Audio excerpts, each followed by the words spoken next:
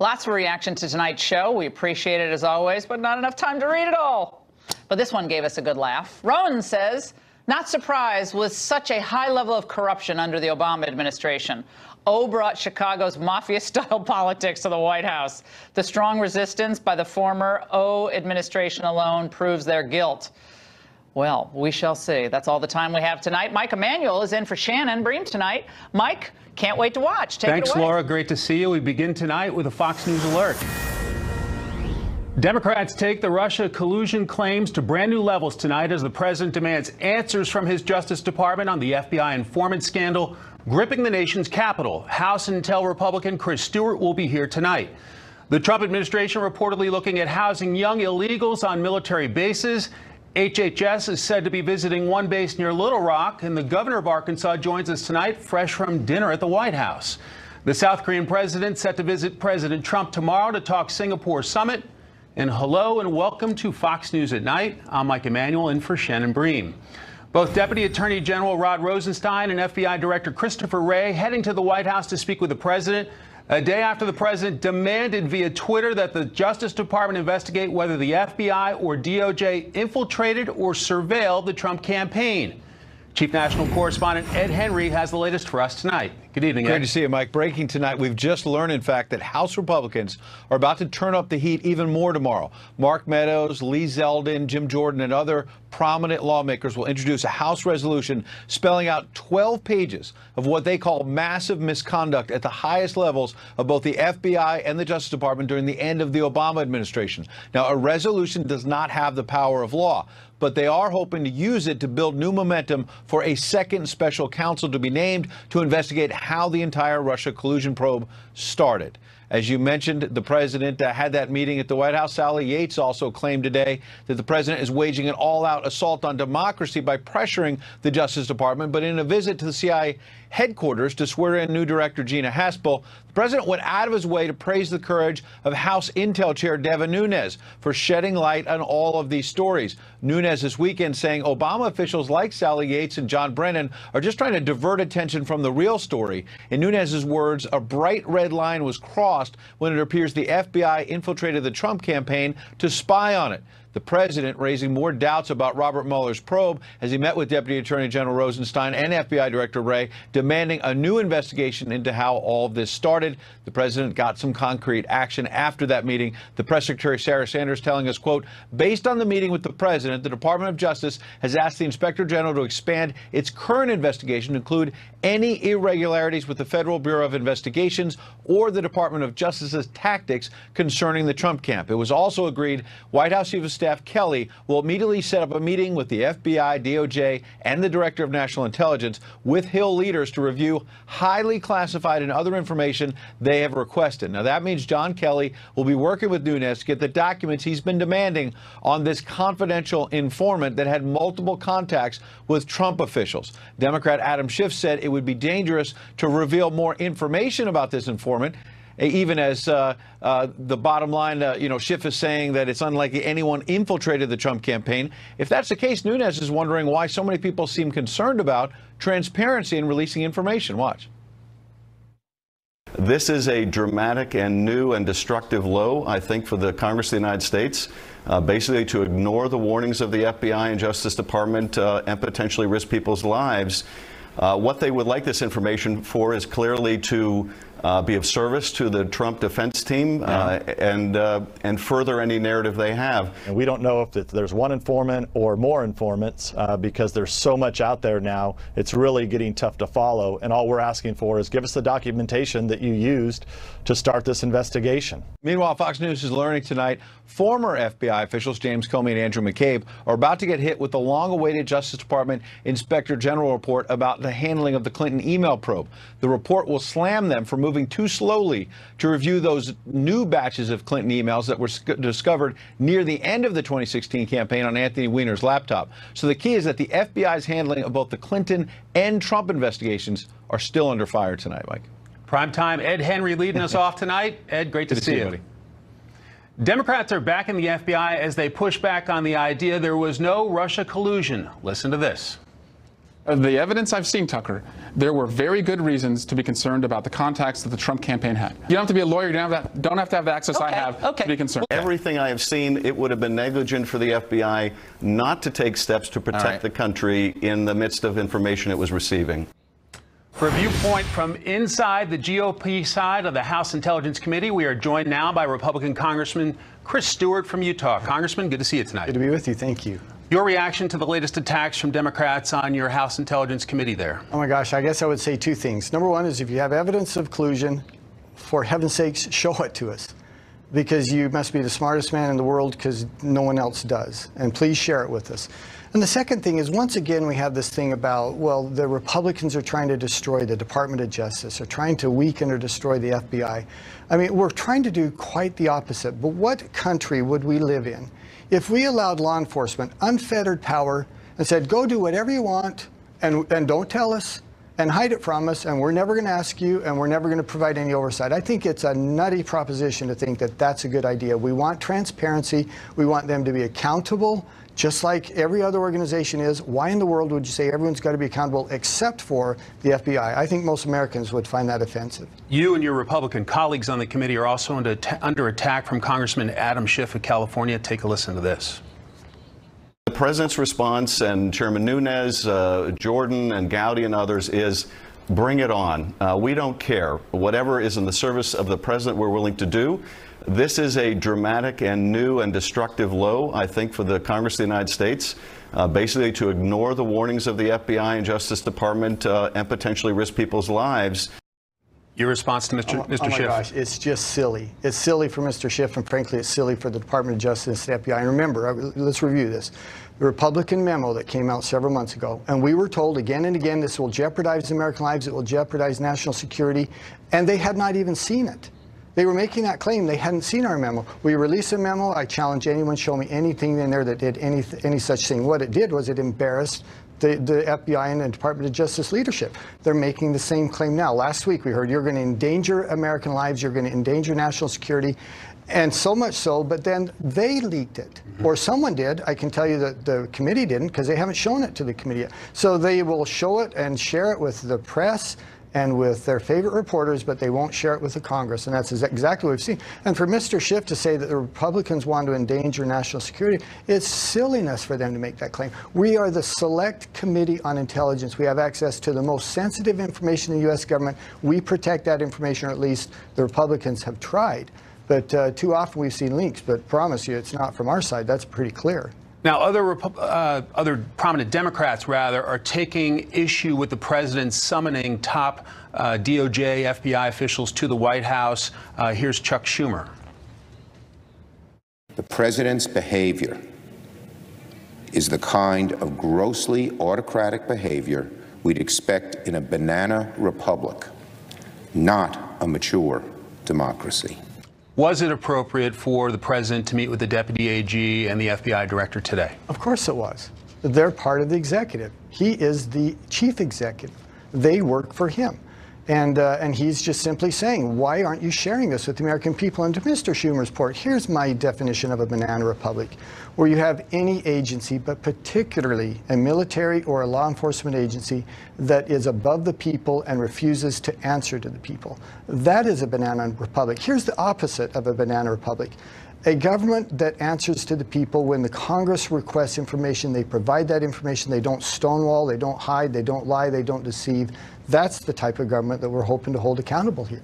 There's so many probes going on related to various issues. What are next steps in your view in terms of what the House Intelligence Committee is doing right now? Well, this is an important piece to us. I mean, this last piece. We found out that, Hillary Clinton paid for the dossier. We found out, several things along the way. But this is an important piece to us, and we want this information. And for them to say we're not going to give it is unacceptable. We've had to threaten impeachment even, or contempt, and I think those tools are available to us. We should use them. What we can't do is just say, well, they made it hard. I guess we'll just quit. I guess we'll just give up. We owe it to the American people to tell them the truth. Do you worry, Congressman, briefly, do you worry that no matter the findings in any of these probes, that a certain segment of the population won't by what the conclusions are? Yeah, no doubt. I mean, it does worry me. We live in very divisive times. There's no question about it. And there's some people, you say the sun rises in the east, and they say, well, not in my world, it doesn't. But even if that's true, you still have a responsibility to tell the truth. You still have the responsibility to hold people accountable. And if that's important to people or not important to people, I can't affect that. But what I can affect is to say, we're going to find out what happened, we're going to share it with you, and we're going to try and do it in an honest and in as quick a manner as we can. Congressman Chris Stewart, Republican of Utah, thanks for coming in. It's been an honor. Thank you. Have a good night. The Trump administration is reportedly weighing their options of housing immigrant children at military bases, and a new bill could lead to jail time for sanctuary city leaders. All this as the president meets with GOP governors on border security tonight. Our Trace Gallagher is following the latest on immigration tonight. Trace? Mike, as expected during the meeting, the president didn't pull any punches, calling U.S. immigration laws the worst in the world. The president was clearly surrounded by a friendly audience, 5 GOP governors who support his immigration policy, so there was little in the way of debate. The meeting was intended more to push the immigration agenda forward, and the president says there are small steps in the right direction. Watch. We're also working with Congress to close the crippling loopholes in federal law, especially the disgraceful practice of catch and release. That's where you catch somebody, talk to them, sign them, and then you have to release them. And it's a horrible situation. Meantime, the recent surge of Central American immigrants coming to the United States reportedly has Health and Human Services looking at 4 military bases in Texas and Arkansas that can be used to temporarily house children picked up crossing the border. These are either unaccompanied minors or kids whose parents got arrested for illegally crossing the border. In April alone, more than 10,000 people who crossed the border as families were apprehended, along with some 4,300 unaccompanied children. HHS won't confirm the story except to say it is always evaluating new locations to use as temporary housing. In fact, it already operates more than 100 shelters for minors caught at the border. And despite the inference here, separating illegal immigrant children from their families is not new under President Trump. In fact, back in 2014, during a surge in children from Central America, Health and Human Services under President Obama set up temporary housing at military bases in California, Texas, and Oklahoma. And remember when the mayor of Oakland, California, Libby Schaaf, tipped off illegal immigrants in the San Francisco Bay Area that federal agents were about to conduct an operation? Well, now Iowa GOP Congressman Steve King has introduced the Libby Schaaf Act, which calls for jail time for city leaders who tip off illegal immigrants. King says, quoting, "I want lawless sanctuary city politicians to hear this message clearly. If you obstruct ICE, meaning immigration and customs enforcement, you are going to end up in the cooler." President Trump has already called for Mayor Schaaf to be prosecuted, and Schaaf responded, quoting again, "Mr. President, I am not obstructing justice. I am seeking it." If the bill passes, Congressman King's measure could result in 5-year prison terms. Mike. Trace Gallagher on the immigration beat tonight in our Los Angeles newsroom. Trace, many thanks. Arkansas GOP Governor Asa Hutchinson was one of the governors dining with the president tonight. Border security was on the menu. He joins us now. Governor, good evening. Great to be with you. Your readout of dinner tonight with the president. First, he was in very good spirits. He had worked hard all day today with a lot of news happening. We talked about border security with a handful of governors, some of them coming from border states, and we were able to answer the president's call for the state's support for National Guard resources to support our border security efforts. I think this is a way for the president to thank some of those governors. I was delighted to be there tonight. Clearly, we had a increase in illegal crossings. I see this as a surge opportunity to get a better handle and make sure that we don't spike or continue to go up in those illegal crossings. The reports unaccompanied minors could be housed at Little Rock Air Force Base. Here's how DHS Secretary Kirstjen Nielsen explained the problem. So if you break the law and you happen to be a parent, you'll be incarcerated. If you have children, you will be separated. But that's no different than what we do in the United States every day. So your reaction, sir, to perhaps some unaccompanied minors being housed at a base in your state, possibly? Well, I know that they have put on a list of a number of military installations for possibly housing unaccompanied minors. We don't know a whole lot of information, but Little Rock Air Force Base is on that list, and we are anxious to cooperate and get more details on that. Clearly, and I've been at Homeland Security, and I've looked at that border, and here you've got a dramatic increase the number of unaccompanied minors coming across, and you have to provide for them, you have to provide housing for them, and if military installations is an appropriate venue for that, then I understand the government looking at those, so we'll wait more information addressing that very challenging need that we have. You made reference to your personal biography, a former undersecretary at DHS, and also you have a DEA background. Talk to us a bit about the border situation. Were some new ideas discussed at dinner tonight, or do you have some thoughts from being outside the Washington bubble of things that we should be doing? Well, Secretary Nielsen was there as well. A great conversation on the challenges of border security. There's a lot of tools that are needed that Congress has not provided our border agents and our immigration judges so that we can disincentivize illegal crossings, because right now there's so many incentives that if you get across that border and you wind up in court, then you could be released.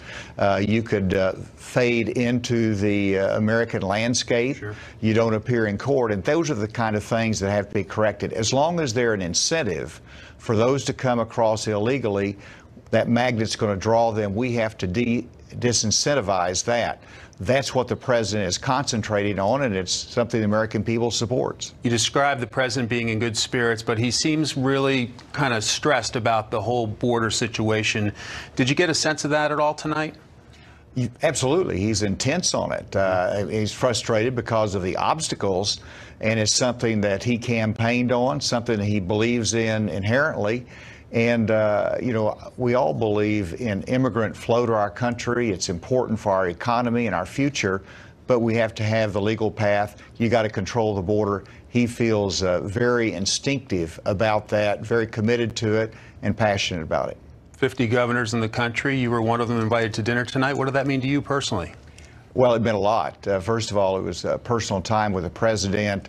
It was with some other good governors there, talking about some very substantive issues. People of Arkansas, we have incredible value in the rule of law, and so we appreciate the president being committed to it.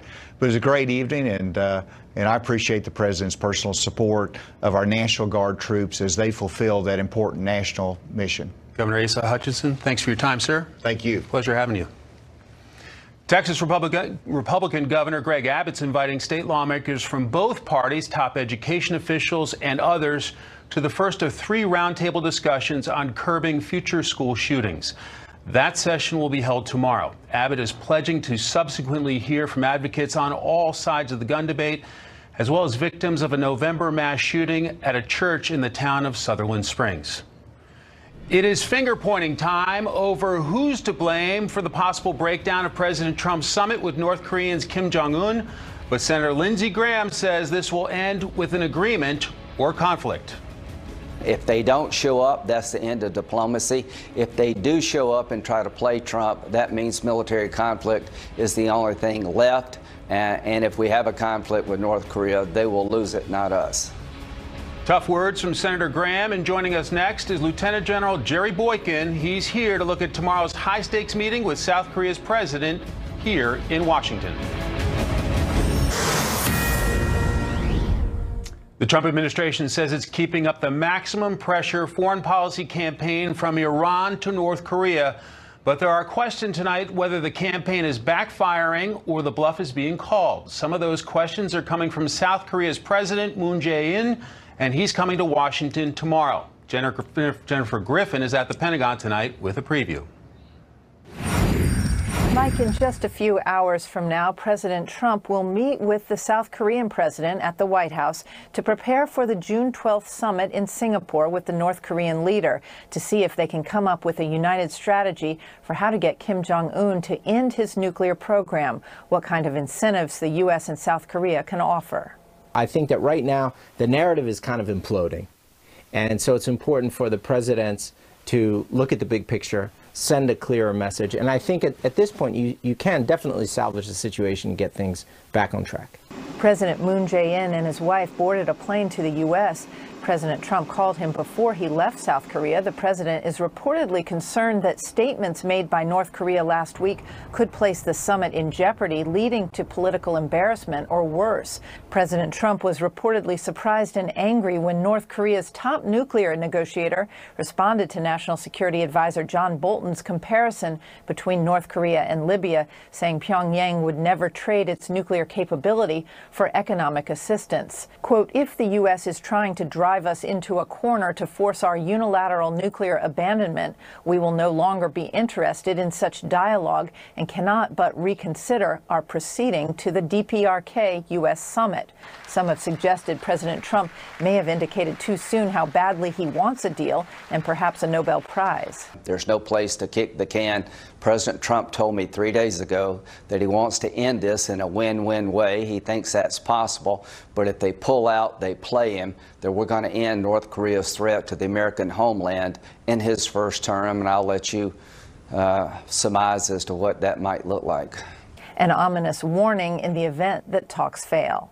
Mike? Jennifer Griffin reporting from the Pentagon tonight. Jennifer, thank you.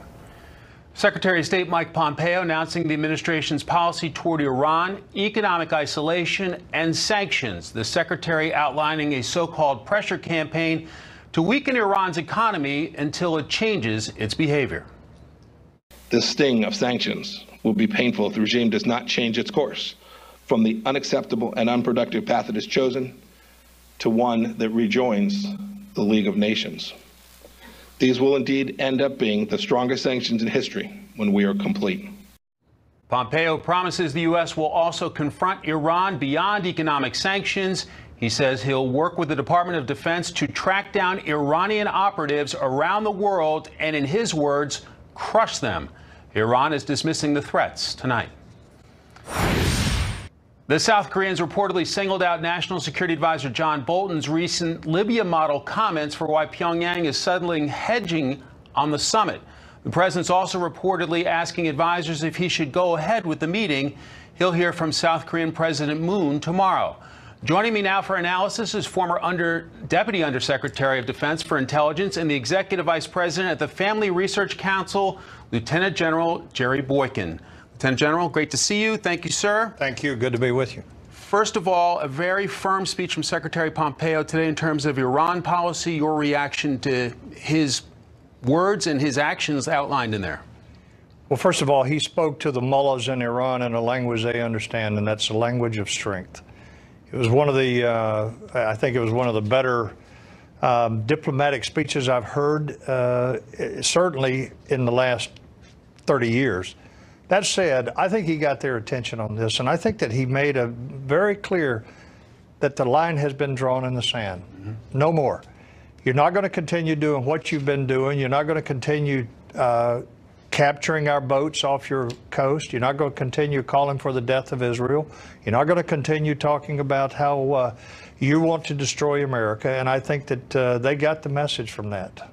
No surprise, the Iranian president was not thrilled with what he heard. Let's take a look at his comments from President Rouhani. Quote, countries are independent. We will continue our path with the support of our nation. Who are you to decide for Iran and the world? What do you make of that, sir? Yeah, well, first of all, he says with the support of our nation. Now, that's something that requires a little pondering here, because he's already had 3 uprisings inside Iran, one in 2009, the Green Revolution, one in 2015, and one in 2017.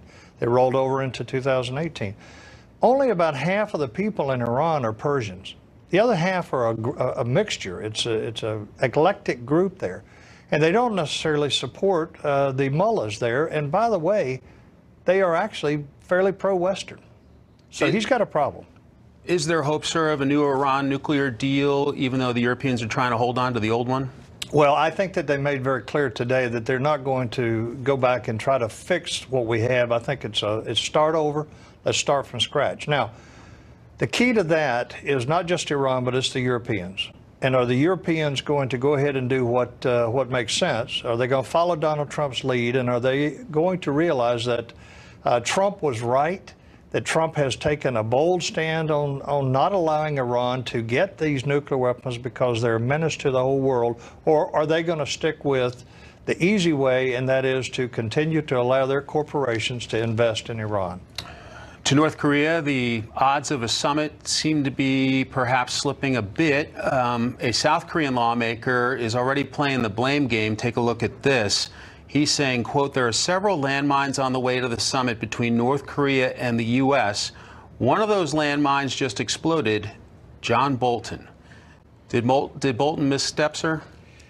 To begin with, but Bolton has been consistent. He's been on this network many times saying exactly what he thought about how this ought to be handled. So President Trump was not surprised by what Bolton said there. I think this is one of those cases where Bolton took one for the team. They threw that out to see how it was going to resonate, and it didn't go the way they wanted. So I think that Trump separated himself from that, but I think Bolton just took one for the team on this. How confident are you, briefly, sir, that this summit actually happens? It's a toss-up right now.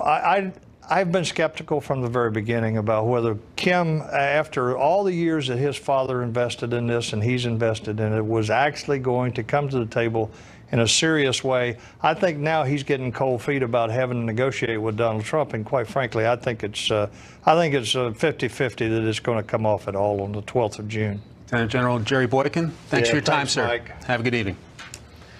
The Supreme Court upholds a controversial law that sides with employers and businesses in arbitration cases. We'll look at what it means for you and the midterm elections. And the volcano continues to wreak havoc in Hawaii. Thousands more evacuated as toxic flames light up the sky. That and more when we return.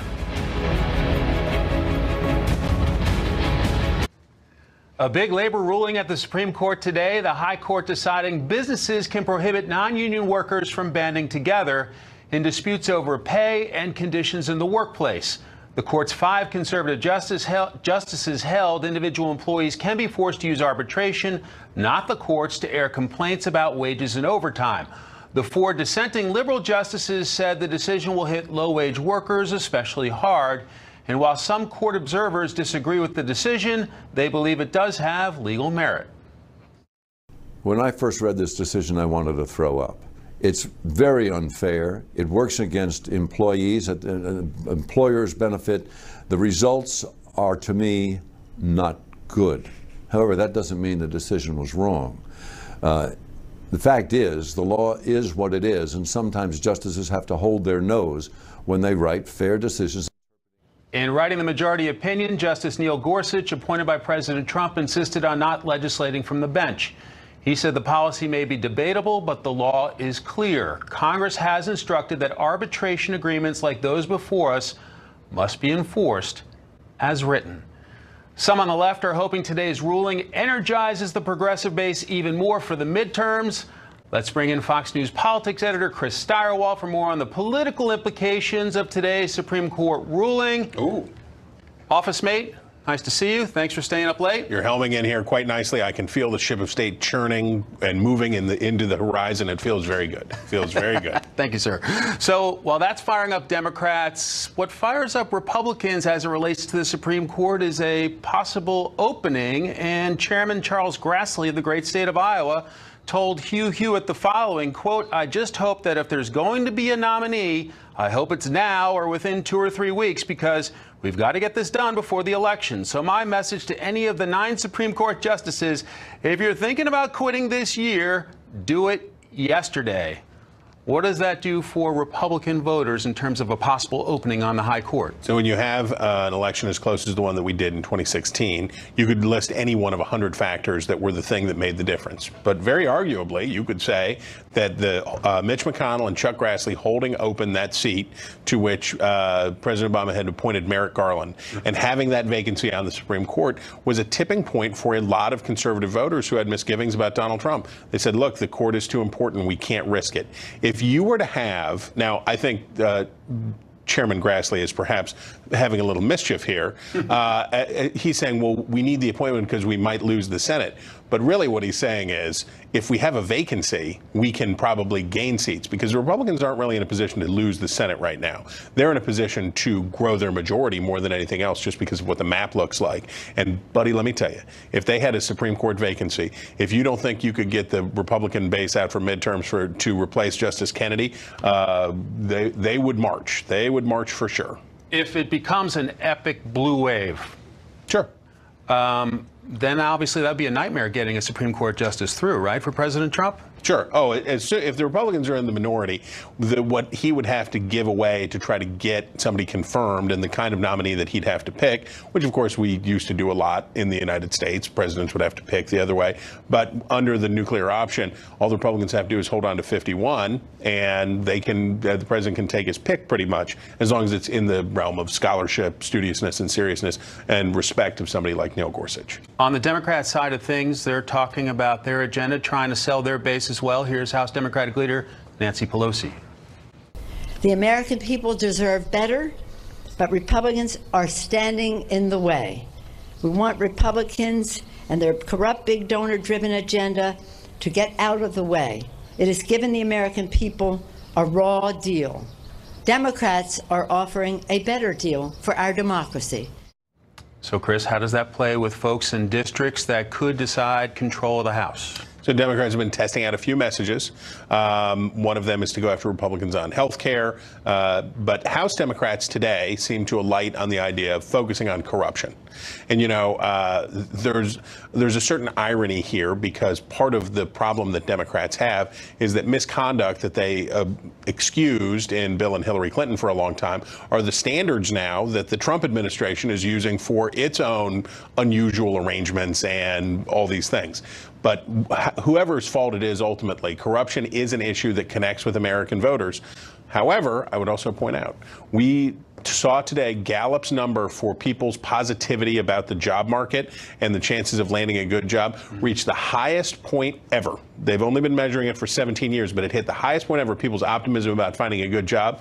And I'll tell you what, people didn't care about Bill Clinton's corruption when the economy was good, and Republicans have to hope that corruption won't be a good issue for Democrats if the economy stays hot. We'll leave it there. Thank you, Chris. Have fun. Take care. There was a time when a commencement speech was all about encouraging students to look to the future. So why are universities asking so many Democrats to criticize and make fun of President Trump? Why is it so one-sided? We'll take a look at that next. So today, as a person, I'm okay, but as an American, I'm concerned. There are leaders in our country who blatantly incite people with hateful rhetoric, who fear change, who see the world in zero-sum terms. There's a report tonight that progressive commencement speakers outnumber conservatives by 4 to 1 this year at 50 of the nation's largest colleges. Every night on the television news is like a nature hike through the book of Revelation.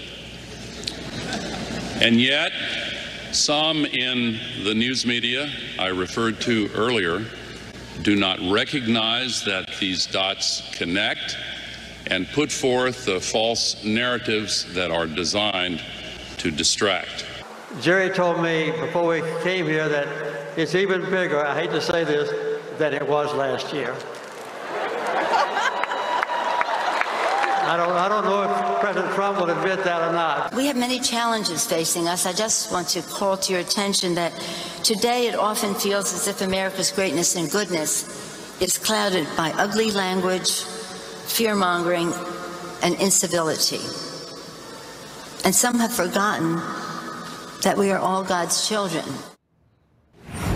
Let's take it to tonight's panel. Democratic strategist Scott Bolden and Fox News political analyst Gianno Caldwell join me now.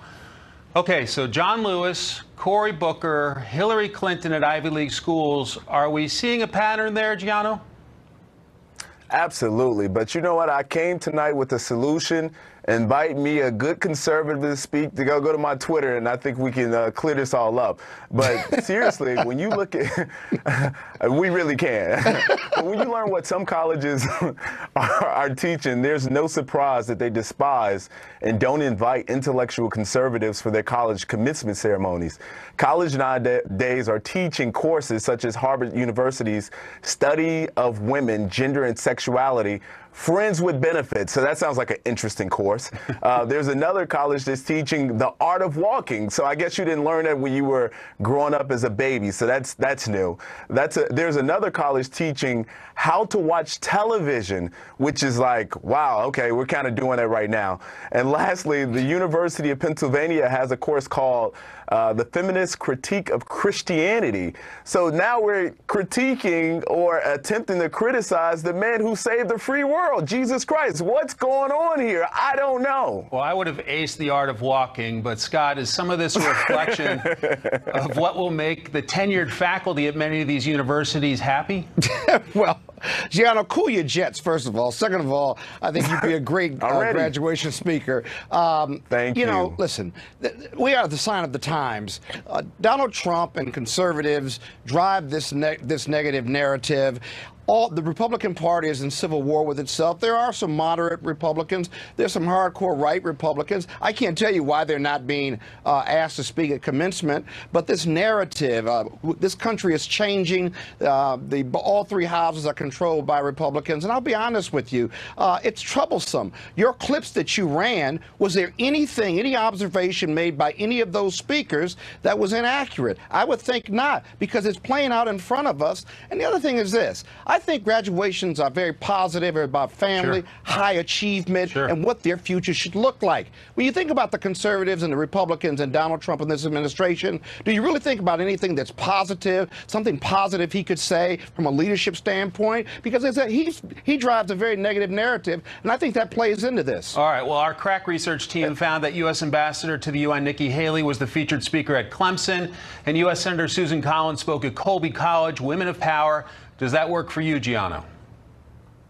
I think that's a good start. But, you know, this isn't about Donald Trump or any of those different things. There's a lot of good conservatives with a good, positive message about pulling yourselves up and moving forward in a positive direction for your career.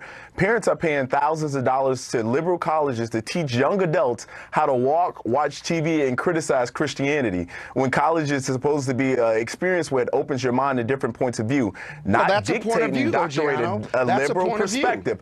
No, but it's supposed to be open. We're going to learn about different perspectives. We're not going to force or direct individuals to learn one area. Well, it's hard to argue you want more conservatives and you want more conservative courses when you've got a lot of liberal courses, and colleges of institutions of higher academic learning would say we offer both. You're arguing that there's not enough there, and I got to tell you, that's a tough argument for you.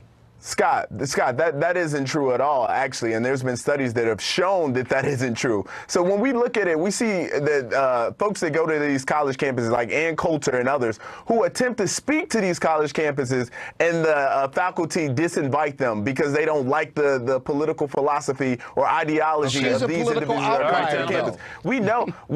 We know that there is problematic. If you're going to be, even President Obama, as a matter of fact, said, look, you shouldn't be shouting down these different speakers that may be on a right or left. You should invite them in to speak and hear them out. Listen, you can make the choice for yourself. Scott, and I think we're losing that advantage in college campuses for people that think for themselves. I got no problem with conservatives speaking on college campuses. All right, we got to go, guys. Be invited. Gentlemen, thanks so much for your time. Thank you. We could have had the whole hour on this. The Hawaii volcano spewing toxic gases and shards of glass while lava reaches the ocean, creating danger and chaos for the residents. We'll have a report from the Big Island, and 2 bikers attacked by a cougar in Washington State. It had not happened in 94 years, so why did it happen now? We'll have some answers when we return. Take a look at this. White plumes of acid mixed with extremely small shards of glass filled the sky over Hawaii as molten rock from the Kilauea volcano poured into the ocean. This toxic steam cloud is the latest hazard from the volcano eruption.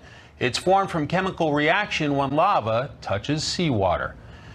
It depends on the beast, but wildlife experts say a general rule when facing a potentially deadly encounter is hold your ground and make a lot of noise. Dan Springer tonight with a story about how the usual advice didn't pan out tragically. Mike, the killer mountain lion was a 3-year-old male, and it certainly looks like low weight may have been a factor. Cougar attacks are rare, and fatalities almost never happen.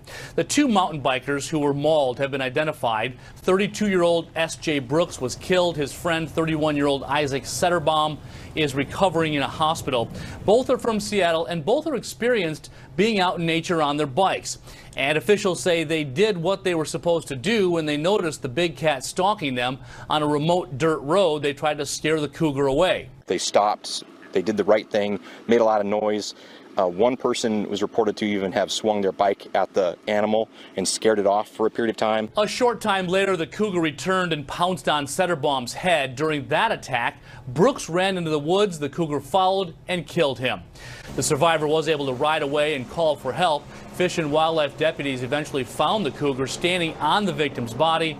It appeared as if he was trying to drag the body to his nearby den. Deputies shot and killed the cougar.